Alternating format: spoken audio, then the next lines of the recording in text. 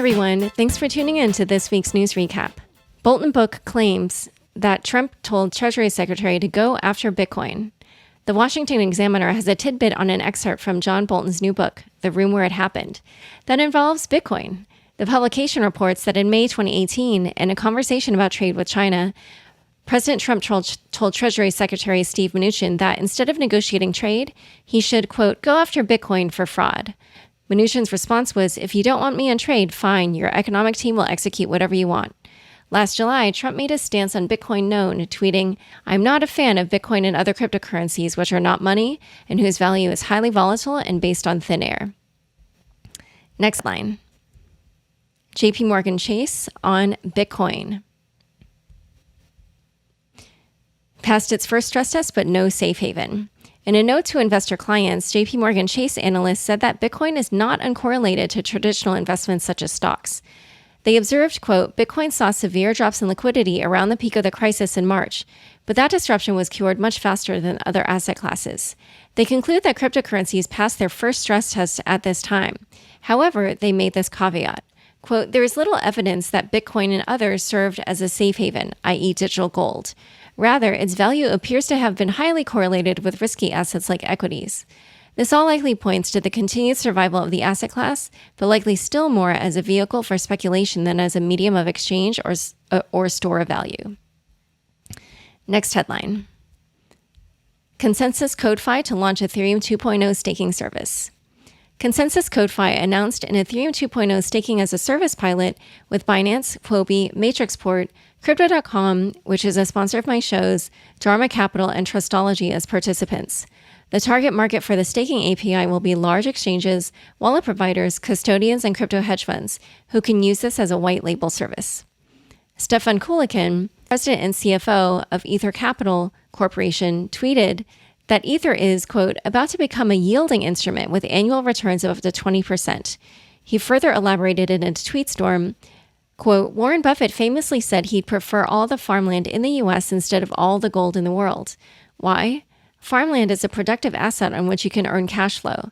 Cash is king. Understandably, Buffett doesn't value Bitcoin either. With staking, however, you can turn your cryptocurrency into a productive asset that generates a yield. You're now holding farmland, not gold. However, Stefan warns the yields of 20% would likely occur earlier when there's more risk, and then drop to 2 to 3% as staking becomes more relevant.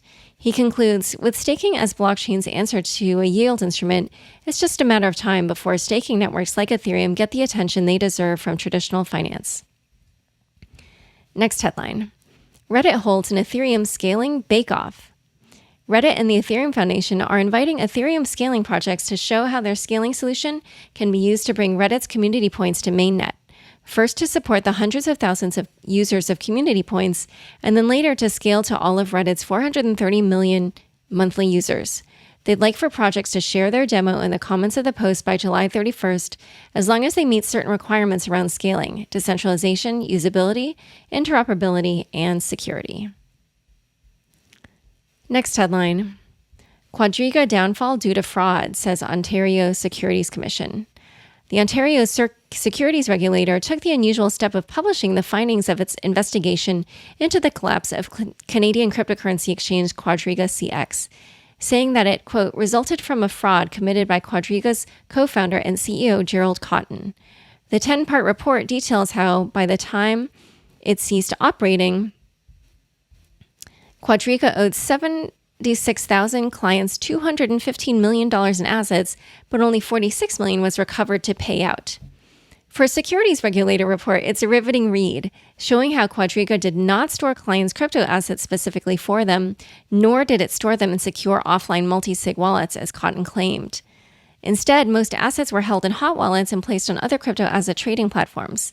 Even then, many of those were simply being traded and spent by Cotton, with $28 million worth of client assets lost trading on those platforms. But most of all, Cotton traded with Quadriga customers using fake money. 97% of this trading was through an account under the name Chris Markey. The others were called Scepter Jerry, R2D2, and C3PO. The regulators write, quote, Cotton credited these accounts with fake crypto assets and fake fiat currency through manual adjustments to Quadriga's internal ledger. For example, in 2017 and early 2018, he credited the Chris Marquet account with single deposits of $100 million and $50 million. By 2017, the exchange held 20,000 fake Bitcoins, and Cotton had lost $115 million by trading fake assets and covering those losses with the assets of new clients, effectively running a Ponzi scheme. Although Quadriga touted its high volumes, in reality, Cotton was party to at least 35% of all trades in Bitcoin settled in Canadian dollars on the platform.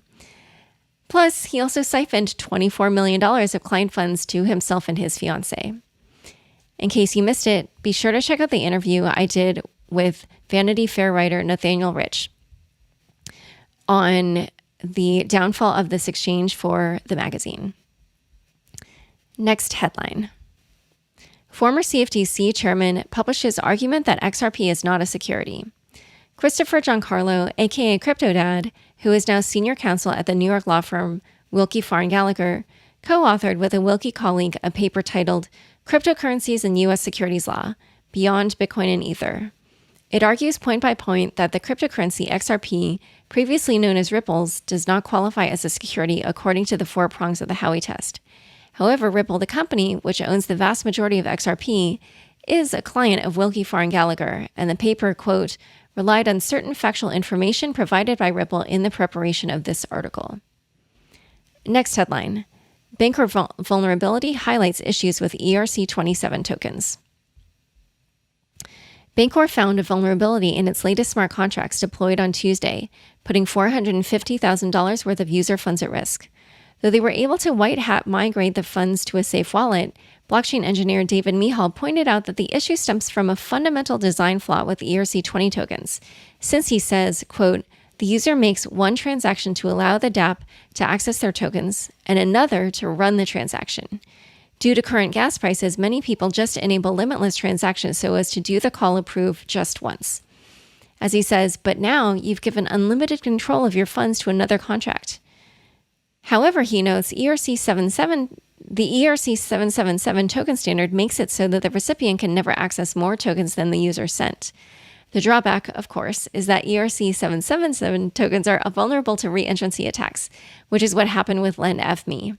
But as he says, at least these don't put user-custodied funds at risk. Great, fun bits. Fred Ursum talks creators in crypto. On a podcast, Fred Ursum, partner at Paradigm, and Blake Robbins, partner at Ludlow Ventures, and Jesse Walden, founder of Variant, discuss what business models are working for creators today and how crypto can change that. They're excited about people tokenizing themselves or an hour of their time and using tokens to get others to promote them. It's worth a listen if you're interested in where this space might go. All right, well, thanks for tuning in. To learn more about Kane and the comp launch, be sure to check out the links in the show notes of your podcast player. And don't forget, you can now watch video recordings of the podcast on the Unchained YouTube channel. Go to youtube.com/c/Unchained podcast and subscribe today. Unconfirmed is produced by me, Laura Shin, with help from Fractal Recording, Anthony Yoon, Daniel Nuss, Josh Durham, and the team at CLK Transcription. Thanks for listening.